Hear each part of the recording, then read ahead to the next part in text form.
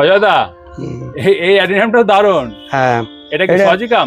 এটা এই সোয়াজিকাম গোত্রের গাছ। হ্যাঁ, এটা পিঙ্ক কালারের। এই সোয়াজিকামের কিরকম দাম হয়?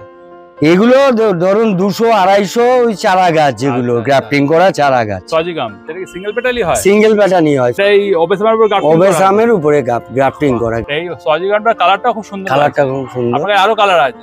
আরো কালার আছে, আর একটা আছে লাল। আচ্ছা, আরো 2-3 রকম হয়, সেগুলো আমার এখনো কালেকশনে নেই। তাই এই অজয়দা এই সোয়াজিকামের খাবারটা কি দেন? খাবার ওই মিডিয়া, পটিং মিডিয়া যা আগে বলেছি তাই। আচ্ছা, সিন্ডার আর গোবর সার।